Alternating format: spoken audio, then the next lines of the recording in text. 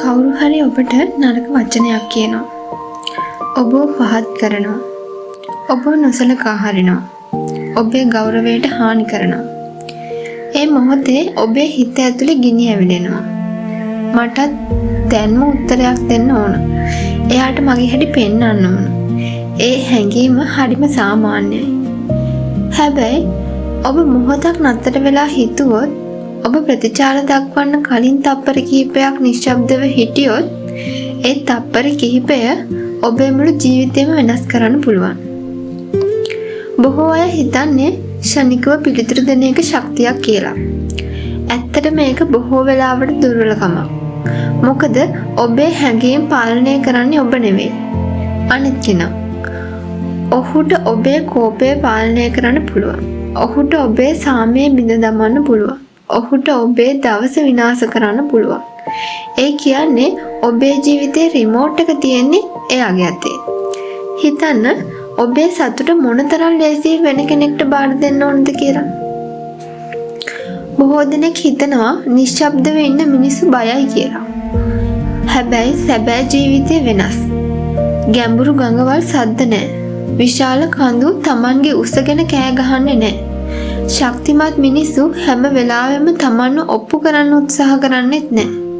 ඔවුන් දන්නවා හැම සටනක්ම සටන් කරන්න වටින්නේ නැහැ කියලා. සමහර ජයග්‍රහණ ලැබෙන්නේ ඉවත් යාමෙන්. කෝපයෙන් කියපු එක වචනයක් අවුරුදු ගණනාවක සම්බන්ධතාවක් විනාශ කරන්න පුළුවන්. එක තීරණයක් මුළු ජීවිතයක් වෙනස් කරන්න පුළුවන්. කෝපය විනාඩි 5කට පමණයි. ඒ මොහොතේ කියපු වචන ජීවිත කාලයක් මතකයේ තියෙන්න පුළුවන්. ඒ නිසා කතා කරන්න කලින් හිතන්න. ප්‍රතිචාර දක්වන්න කලින් නතර වෙන්න. ඔබේ ජීවිතයේ ඔබට මුණ ගැහෙන හැම කෙනෙක්ම ඔබව තේරුම් ගන්නේ නැහැ. සමහරු ඔබව විවේචනය කරනවා. සමහරු ඔබේ අඩුපාඩු හොයනවා. සමහරු ඔබව පහත් කරන්න උත්සාහ කරනවා. ඔබ හැමෝටම උත්තර දෙන්න ගියොත් ඔයාගේ ජීවිතේ ලොකු කොටසක්, ලොකු කාලයක් වැය වෙන්නේ ඔයාගේ වටිනාකම ඔප්පු කරන්න. හැබැයි දියමන්තියක් Taman දියමන්තියක් කියලා කාටවත් ඔප්පු කරන්නේ නැහැ. ඒක නිහඬවම බබලනවා. හැම සංවාදයක්ම ඔබට වටින්නේ නැහැ. හැම තර්කයක්ම ඔබේ කාලයට වටින්නේ නැහැ. හැම මිනිහෙක්ම ඔයාගේ අවධානයට සුදුසු නැහැ. ඔබේ ශක්තිය සීමිතයි. ඔයාගේ කාලය සීමිතයි. ඔයාගේ ජීවිතයත් සීමිතයි. ඒ නිසා ඒ ශක්තිය නාස්ති කරන්න එපා. ඔයාගේ ඉලක්ක වෙනුවෙන් භාවිතා කරන්න. ඔයාගේ සිහින වෙනුවෙන් භාවිතා කරන්න. ඔයාගේ පවුල වෙනුවෙන් භාවිතා කරන්න. ඔයාගේ සාමය වෙනුවෙන් භාවිතා කරන්න. ස්ටොක් දර්ශනය අපිට උගන්වන ලොකුම පාඩමක් තමයි අපිට පාලනය කරන්න පුළුවන් දේවල් තියෙනවා. ඒ වගේම අපිට පාලනය කරන්න බැරි දේවලුත් තියෙනවා.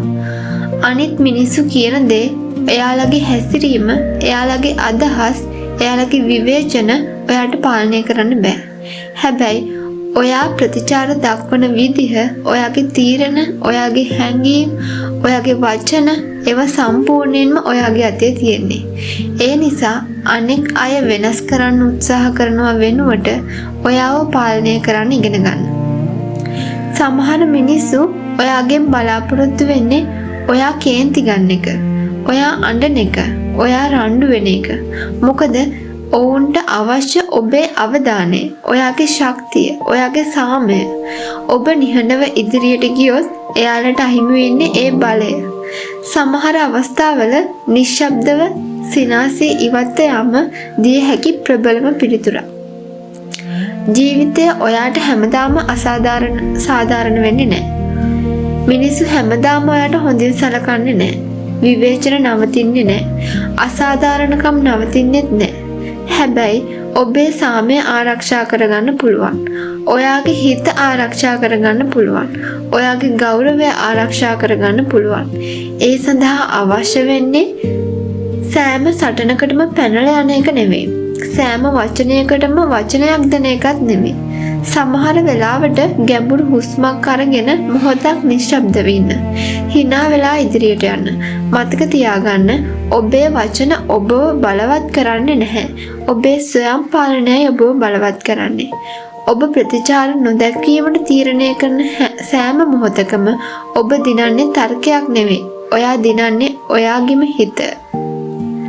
සැබෑ ශක්තිය කියන්නේ ඔයාට හැකි හැම වෙලාවෙම කතා කරන එක නෙවෙයි.